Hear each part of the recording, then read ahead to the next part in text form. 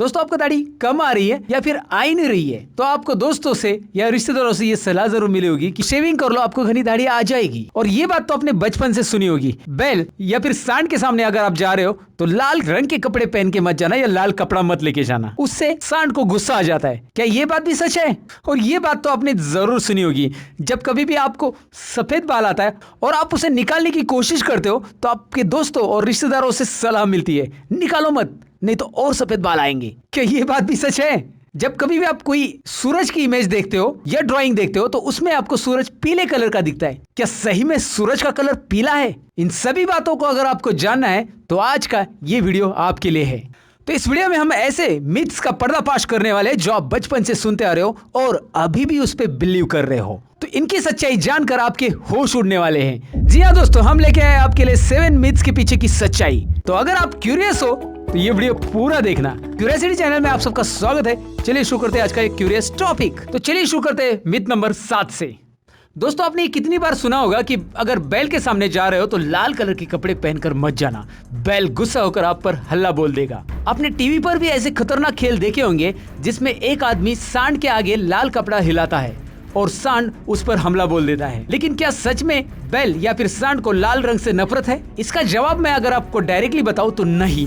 सांड कपड़े के लाल रंग की वजह से नहीं, उस कपड़े की मूवमेंट की वजह से उसकी तरफ दौड़ा चला आता है। रिसर्च के अनुसार सांड रेड कलर के लिए कलर ब्लाइंड होते हैं। उन्हें वो कपड़ा लाल कलर का नहीं दिखता जैसे हमें दिख रहा है। डिस्कवरी चैनल ने एक एक्सपेरिमेंट किया था जिसमें उन्होंने बुल फाइट के मैदान में 3 लोगों को 3 कलर के कपड़े पहनाकर बुल के सामने छोड़ दिया था।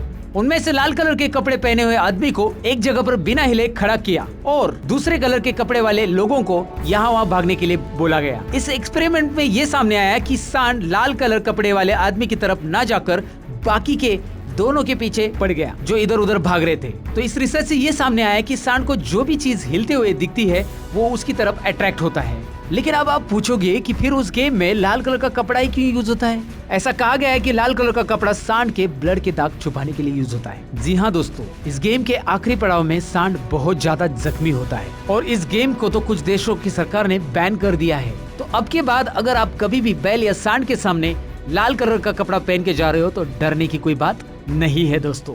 तो ये था मिथ नंबर 7। आप बढ़ते मिथ नंबर 6 की तरफ। दोस्तों आपने कितनी बार ये सुना होगा कि अगर दाढ़ी नहीं बढ़ रही है तो शेविंग कर लो, उससे ज्यादा घनी दाढ़ी आ जाएगी। लेकिन इस बात में कितनी सच्चाई है, आइए इस बात को डिटेल में जानते हैं। दोस्तों मैं आपको बताना चाहूंगा कि इस बात में कोई साइंटिफिक एविडेंस आज तक नहीं पाया गया है। ये जो मिथ है वो 1928 के एक क्लिनिकल स्टडी में ही झूठ साबित किया गया था, लेकिन अभी भी लोग इस बात पर विश्वास रखते हैं। स्टडीज के अनुसार आप अपने बॉडी के किसी भी पार्ट के हेयर अगर रिमूव करते हैं तो इसका मतलब ये नहीं कि उस जगह पे ज्यादा घने या ज्यादा बड़े बाल आएंगे। और अगर आप शेविंग करते हो तो शेविंग करने के बाद आपको ऐसा लग सकता है कि हेयर थोड़े थिक हो गए हैं, लेकिन ये इस वजह से होता है दोस्तों क्योंकि आपके बाल आगे के साइड पर नुकीले होते हैं और जब आप शेव करते हो तो ये नुकीले भाग कट होके नीचे का थिक पार्ट आपको दिखता है और इस वजह से हमें लगता है कि हमारी दाढ़ी घनी हो रही है। तो आगे से दाढ़ी बढ़ाने के लिए बेमतलब का शेव पे शेव मत कीजिएगा दोस्तों। ये था मिथ नंबर 6। अब बढ़ते हैं मिथ नंबर 5 की तरफ। अगर आप किसी से डिस्कस करते हो कि आपके कुछ बाल सफेद हो रहे हैं तो वो तुरंत आपको सलाह देता है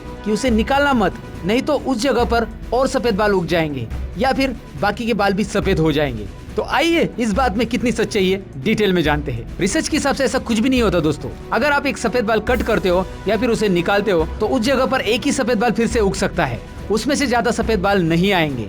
हमारे बालों की जड़ में एक केमिकल तैयार होता है जिसका नाम है मेलानिन। इस केमिकल की वजह से हमारे बालों को ब्लैक, ब्राउन, रेड ऐसे कलर मिलते हैं। मेलानिन वही केमिकल है दोस्तों जिससे हमारे स्किन का कलर गोरा या फिर काला दिखता है। किसी वजह से अगर बालों में मेलानिन बनना कम होता है या फिर बंद होता है तब हमारे बाल सफेद होना शुरू होते हैं। हमारे स्किन में जो पॉकेट्स या फिर होल्स होते हैं उन्हें फॉलिकल्स कहते हैं, जहाँ से हेयर ग्रो होता है और एक फॉलिकल में से एक ही हेयर ग्रो होता है दोस्तों। जब आप सफेद बाल खींच कर निकालते हो तो वो फॉलिकल में से निकल आता है और उसमें से एक से ज्यादा बाल नहीं आ सकते और सफेद बालों को उसके फॉलिकल से निकालने से बाकी बालों के फॉलिकल्स पर कुछ भी असर नहीं होता। तो इसीलिए सफेद बालों को जड़ से उखाड़ने से वहाँ पर 10 या ज्यादा नए सफेद बाल उग जाएंगे या फिर बाकी के बाल सफेद हो जाएंगे। इस बात को कौन सा भी साइंटिफिक आधार नहीं है दोस्तों। और हेयर स्पेशलिस्ट बालों को जड़ से उखाड़ने की सलाह कभी नहीं देते, क्योंकि ये आपके फॉलिकल्स को डैमेज कर सकता है। ये था मिथ नंबर 5। अब बढ़ते 4 की तरफ। दोस्तों, अपने बचपन में जब भी नेचर का ड्राइंग ड्रॉ किया होगा, और अगर आप अब भी बनाते होंगे, तो आप उसमें एक चीज ड्रॉ करना बिल्कुल नहीं भूलते होंगे, वो है पीले कलर का सूरज। क्या सच में सूरज का कलर पीला है? दोस्तों, वैसे आपको, मुझे और हम सभी को सूरज कभी लाल, कभी केसरी, कभी पीले कलर का दिखता है, लेकिन असल में सूरज होता है सफेद कलर का। आपको यकीन नहीं हो रहा है? तो ये स्पेस से ली हुई फोटो आप खुद ही देख लो, जिसमें सूरज व्हाइट कलर का दिख रहा है। अगर स्पेस में सूरज व्हाइट कलर का दिखता है, तो धरती पर ऐसा क्या होता है कि हमें सूरज पीले कलर का दिखता है? दोस्तों, ये जो व्हाइट लाइट होती है वो असल में 7 कलर से बनी होती है। जब भी सूरज की व्हाइट लाइट हमारे धरती के वातावरण में आती है, तब इस लाइट के छोटे वेवलेंथ वाले कलर जैसे ग्रीन, ब्लू, वायलेट वातावरण में इधर उधर स्कैटर यानी फैल जाते हैं, और सिर्फ रेड, ऑरेंज, येलो हमारे आंखों तक पहुंच पाते हैं, और इसीलिए हमें सूरज पीले कलर का दिखता है।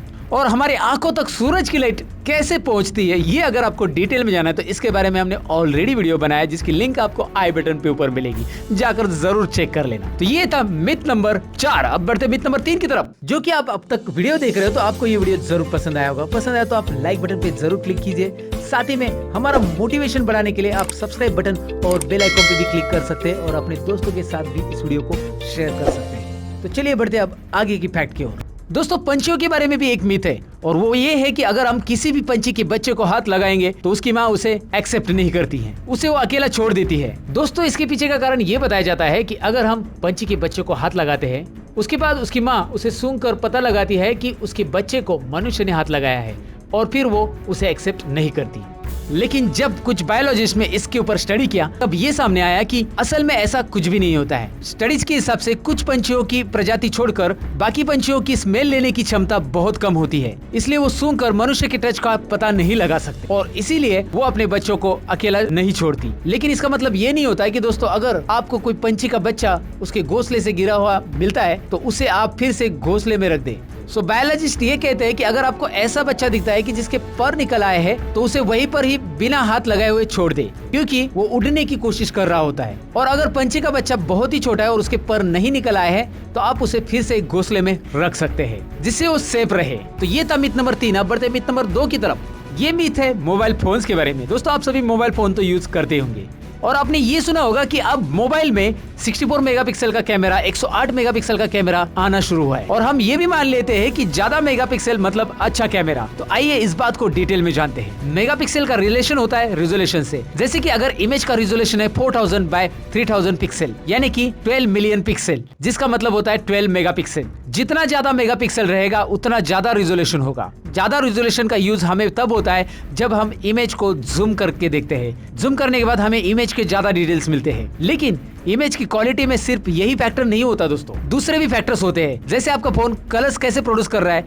उसकी डायनेमिक रेंज कैसी है, कैमरा क्वालिटी में फोन का सॉफ्टवेयर भी मैटर करता है। जब भी हम इमेज कैप्चर करते हैं, तब सेंसर उसकी रॉ इमेज बनाकर सॉफ्टवेयर को भेज देता है, और सॉफ्टवेयर उसे प्रोसेस करके हमें फाइनल इमेज प्रोड्यूस कर देता है। इसलिए आपने ये देखा होगा कि एप्पल के फोन में कैमरा कम मेगापिक्सल का होकर भी उसकी इमेज क्वालिटी काफी अच्छी होती है, और ये पॉसिबल होता है उनके सॉफ्टवेयर की वजह से। तो दोस्तों, नेक्स्ट टाइम फोन खरीदते समय सिर्फ कितना मेगापिक्सल का कैमरा ये ना देखकर उसके बाकी पैरामीटर्स जैसे कलर प्रोडक्शन, डायनेमिक रेंज, लो लाइट परफॉर्मेंस पर भी ध्यान दें। तो ये था मिथ नंबर 2। अब बढ़ते मिथ नंबर 1 की तरफ। अच्छा, आपने ये बात तो सुनी होगी कि जब हम चीखते हैं तो हमारा हार्ट कुछ सेकंड के लिए रुक जाता है। क्या सच में ऐसा होता है? तो चलिए जानते हैं इसको डिटेल में।